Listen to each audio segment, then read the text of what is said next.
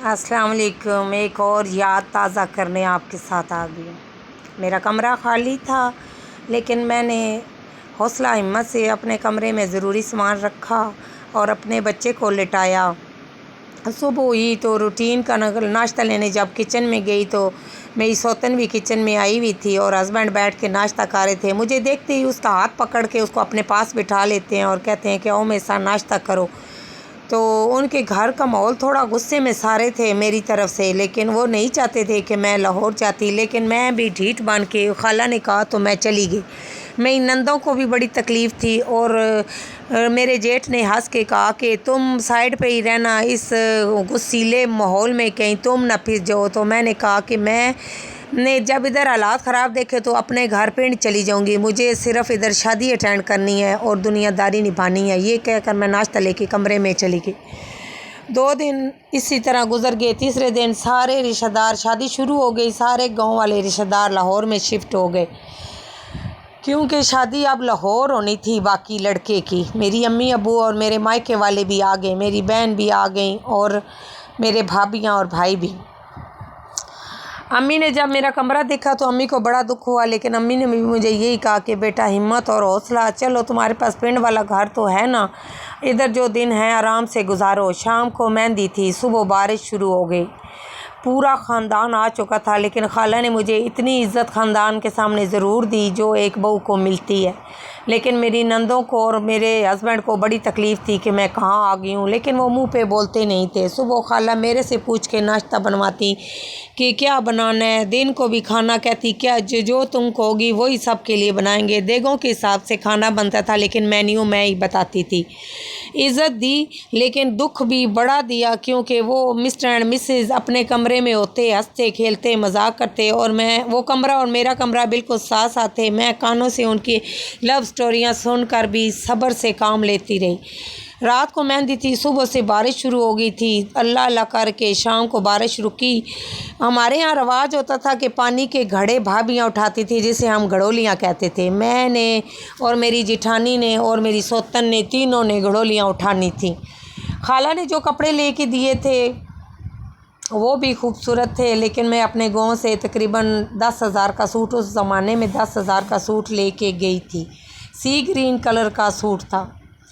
मैं खाला ने हमारी बुकिंग पार्लर पे करवा दी थी। मैं और मेरी जिठानी एक पार्लर पे और नंदे और सौतन दूसरे पार्लर पे चल गई। वो अपनी तरफ से बड़ी शौक़ी हो के अच्छे पार्लर पे गई, हम छोटे से पार्लर पे गई, लेकिन रूप तो अल्लाह की ज़ात देता है। जब मैं तैयार होके आई तो सारे हॉल वालों ने उठ के खड़े होके मुझे देखा और लोगों ने लानत भेजी जलील पर के, इसको छोड़ के वो लाया है, उसके साथ तो वो सूट ही नहीं करती, सूट तो ये करती थी। क्योंकि हम एज फेलो भी थे, कज़न भी थे और मेरा बेटा भी था, हमारी फैमिली पूरी थी। लेकिन वो जलील के साथ बेटियों की तरह लगती थी। लेकिन जलील को वो कहते हैं ना, इश्क ने मारा हुआ था, वो उसके पीछे पीछे फिर रहा था। इन्होंने एक थीम बनाई हुई थी, सब ने, मिस्टर एंड मिसेज ने एक जैसे कपड़े बनाए, लेकिन मुझे किसी ने अपने साथ कपड़े बनाने का मशवरा तक भी ना दिया। मैं अपने तरीके के पहनने लगी, वो अपने के।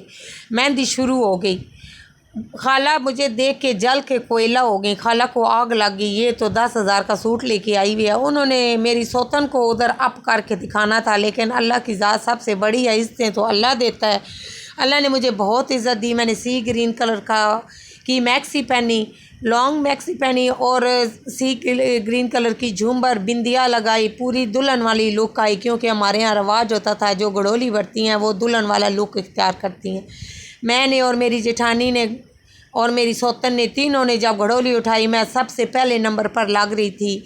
लोगों की तालियों की गूंज थी। हम गांव से गाने बजाने वाले लेके गए थे। मुझे देख के उन्होंने गाने शुरू कर दिए। ऐसे गाने गाए कि जलील और उसकी बीवी पर लानत भेजने लग गए।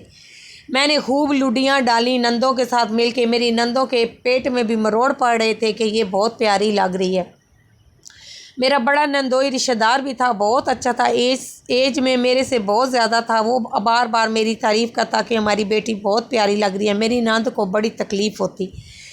लेकिन जब मैंने देखा कि जलील के ससुराल वाले आ गए हैं और जलील ने अपने ससुराल वालों को, गंदे तरीन ससुराल वाले, मेरे माँ बाप की जूती के बराबर भी नहीं थे, लेकिन जलील ने उनको सर पे बिठाया, सालियों को बड़ी इज़्ज़त दी।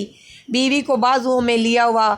ये तकलीफ़ मेरे अंदर एक ना बम फट गया जो मैं इजहार ना कर सकी, लेकिन मैंने बड़ा इज़्ज़त से प्रोग्राम पूरा किया।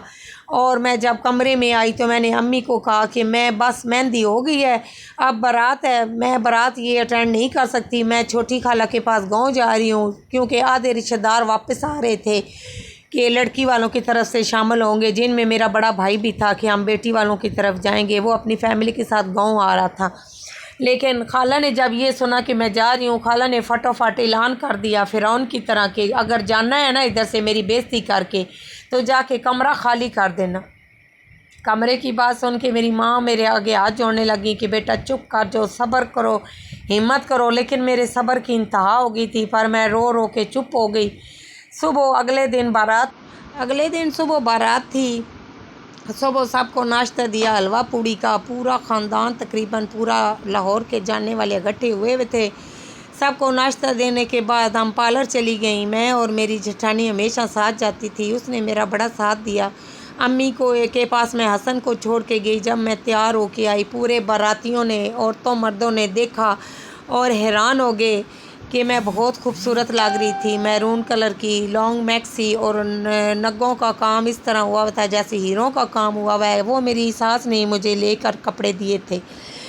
जिठानी और मैं दोनों गाड़ी से निकले। सारी दुनिया हैरान परेशान हमें देख रही थी।